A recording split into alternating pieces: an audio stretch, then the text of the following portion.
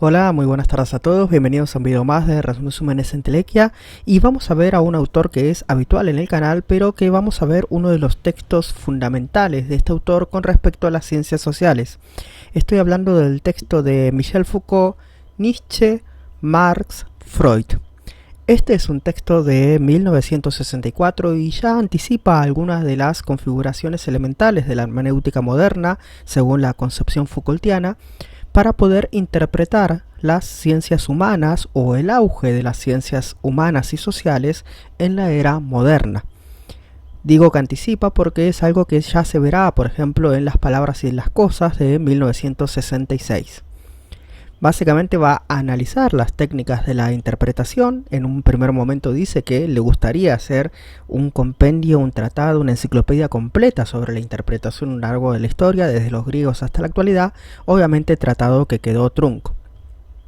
Cómo interpretamos la realidad, cómo nos interpretamos a nosotros mismos, porque una cosa es interpretar a las cosas, a los entes, y otra cosa es tomar al propio ser humano como eje de su interpretación, lo cual genera una reflexión, es decir, un ponerse frente al espejo, pensarse a uno mismo. Eso es lo propio de la modernidad y de las ciencias humanas. Recordemos ese mítico pasaje que viene después en Las palabras y las cosas, donde se muestra las Meninas de Velázquez, donde el eje principal es precisamente uno mismo o la mirada de quien está mirando esa escena o ese cuadro. ¿Cómo interpretamos la realidad? Fundamentalmente mediante el lenguaje. Pero obviamente es el lenguaje nuestra forma de interpretar el mundo, el mediador entre nosotros y el mundo. Pero dice Foucault que tiene dos dudas. Una, que el lenguaje no dice exactamente lo que dice, que siempre debe o es necesario una interpretación acerca de las palabras. Y obviamente que hay signos y otras formas de expresión y comunicación que no son precisamente verbales, sino que tiene que ver con otros tipos de lenguaje. Se me ocurre, por ejemplo, unas huellas, unas hojas, un piso mojado, etc. Aquí, en la interpretación moderna o la hermenéutica moderna mediante el lenguaje, él va a citar a los maestros de la sospecha, que, como todos ya sabemos, son obviamente Nietzsche, Marx y Freud. Y le parecen relevantes El Capital de Marx. También menciona las contribuciones a la crítica de la economía política, pero fundamentalmente el primer capítulo del Capital. Menciona Más allá del bien y del mal y fundamentalmente la genealogía de la moral, y obviamente a Freud la interpretación de los sueños y demás escritos psicoanalíticos. Comencemos con el análisis que hace de Nietzsche. Fundamentalmente en Más allá del bien y del mal y en la genealogía de la moral hay una crítica a la profundidad de la que se gloriaban otros filósofos. En realidad, cuando uno escarba, cuando uno trata de encontrar lo que hay en el fondo, no hay nada. Dice que es un filósofo de las alturas, precisamente que se eleva por sobre los demás para ver que lo que otros llaman profundo es en realidad superficial. Esa es la diferencia entre verdad y apariencia. No hay hechos, solo interpretaciones. Incluso esa afirmación es una interpretación. Por ejemplo, Nietzsche había fundamentado la búsqueda genealógica. ¿Acaso estará en el origen de las cosas la verdad? ¿Una verdad ocultada por alguien?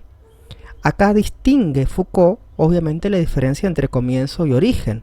Que uno busque el comienzo de algo no quiere decir que esté encontrando su origen o su razón de ser o su verdad oculta o sustancial o por debajo. Por debajo no hay nada. La moral burguesa, la moral cristiana, es meramente un signo que se hace pasar por la cosa. ¿Quién dijo o quién afirmó esa moral? Fundamentalmente lo hizo una persona, un grupo de personas. Por ejemplo, Nietzsche lo menciona, por caso, la casta dominante, la casta guerrera.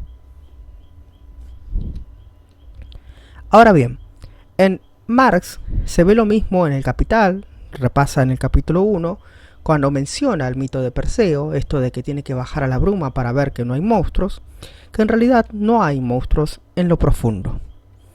La moneda, el capital, el valor, todo lo que la burguesía atribuye un profundo concepto, no es más que una mera superficialidad. Por ejemplo, tenemos el fetichismo de la mercancía. Aquí la moneda se toma como, la moneda que en realidad es un signo, se toma como una cosa, como una sustancia, como una esencia. Las ideas de una época, había dicho Marx, son las ideas de la clase dominante. Aquí se ve lo mismo como el autor viene a interpretar signos que antes no se interpretaban, el valor, el capital, la moneda, así como Nietzsche había interpretado la moral y el origen de la moral. Lo mismo se da en Freud con el síntoma. Menciona que son importantes sus contribuciones de primera y segunda tópica y demás, pero lo esencial del psicoanálisis, lo importante es la relación paciente-analista. Lo importante es la escucha del analista en ese espacio analítico. Lo que está diciendo el paciente en la cadena significante, diría Lacan. Interpreta el analista los síntomas del paciente, el cual ya es una interpretación del propio inconsciente. Es la interpretación de la interpretación. La interpretación siempre está irreductiblemente abierta, indefinida e infinita. Así como el analizante está analizando el síntoma del paciente, se puede hacer una segunda interpretación, etcétera, etcétera, etcétera. Aquí, como en Marx era el capital, el valor o la moneda eran signos que se interpretaban, aquí el síntoma es ese signo que se interpreta. En conclusión, el texto llega a unas determinadas conclusiones. Por ejemplo, que la interpretación absoluta no existe, que todo es una interpretación que remite a otra interpretación. Lo más cercano a una interpretación absoluta sería la locura. Algunos dicen que Nietzsche precisamente aceptó con toda su fuerza su filosofía y eso es lo que lo sumió en la locura. No hay hechos, solo interpretaciones. La interpretación es infinita, pues siempre se interpretan signos y en realidad esos signos no remiten a cosa alguna, sino que esos signos ya son en sí mismos una interpretación. ¿Qué es lo que destaca a estos tres maestros de la sospecha, Nietzsche, Freud y Marx, como padres de la hermenéutica y de la interpretación moderna? Que ellos no construyen nuevas definiciones o nuevos conceptos, sino que crean nuevas formas de interpretar. Ven signos donde otros no veían cosas, sino cosas en sí. La interpretación prima sobre los signos. De hecho, no hay sustancia que sustente a los signos, sino meras interpretaciones. Hasta aquí nuestro brevísimo, curioso y caótico repaso por este texto. Espero haber sido lo más claro posible. Es un texto bastante complejo, pero sí es breve, tiene 6 o 7 páginas, así que te recomiendo que si te lo cruzas en Google o en alguna otra parte, que lo leas. Es bastante ameno. Seguimos con nuestra dinámica de tratar de conseguir la mayor cantidad de likes posibles para que este contenido de divulgación de la filosofía y de las ciencias sociales llegue a la mayor cantidad de gente posible en esta plataforma.